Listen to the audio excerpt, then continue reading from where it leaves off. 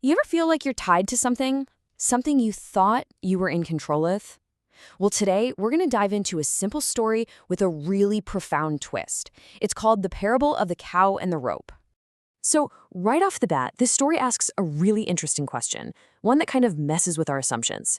It's this: in any situation where one thing seems to control another, who's really the one in charge? And trust me, the answer is probably not where you think. All right, so picture this. You've got a wise teacher walking with his students, and they're near a bustling market. And they see the scene: a man just yanking on a rope, totally struggling with a super stubborn cow that is just not moving. So the teacher, he stops his students. And you can tell he's seeing something more here than just a guy and his cow. He sees a teachable moment, a chance to explain something really deep about us, about human nature. And he's like, okay, guys, watch this. Pay close attention. And that's when he hits them with a big question. He turns to them and says, all right, look at that man and that cow. Tell me, who is truly tied to whom? Who's the real master here, and who's the servant? And, just as you'd expect, one of the students pipes up. He's totally confident, thinks the answer is a no-brainer. He basically says, teacher, come on, this is easy. The man is the master. He's holding the rope. And the cow, well, it's the servant. It's tied up. It has to do what he says. And you know what? On the surface, that makes total sense, right? But the teacher, he doesn't say yes or no. He just gives this little smile.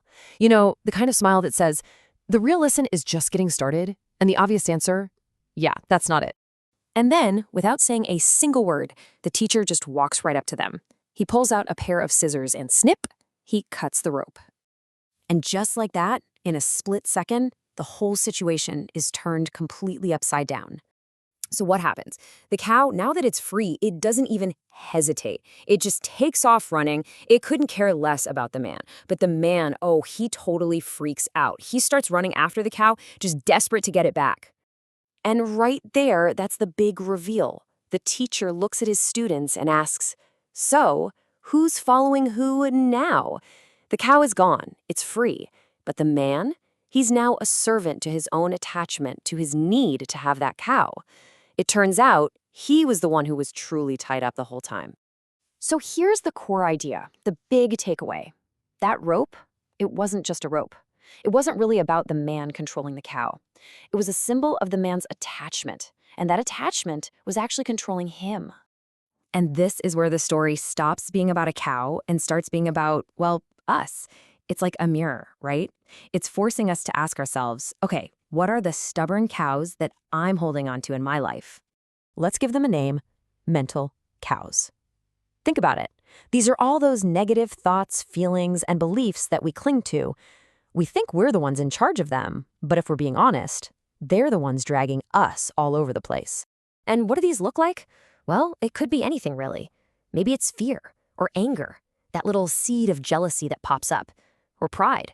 Maybe it's an old grudge you've been carrying around for years, or even just replaying past failures over and over in your head. The thing is, we spend a ton of energy pulling on the ropes of these mental cows. We're constantly trying to manage them, to control them, thinking that makes us the boss.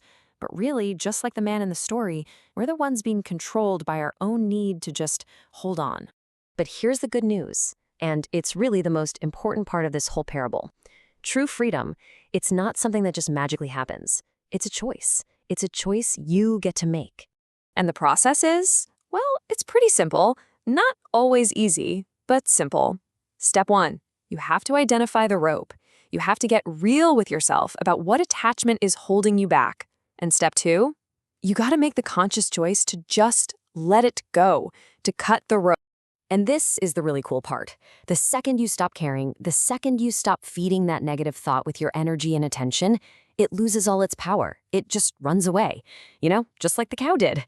Because it turns out the only thing keeping it there was you. Because what's the end game here? It's peace, right?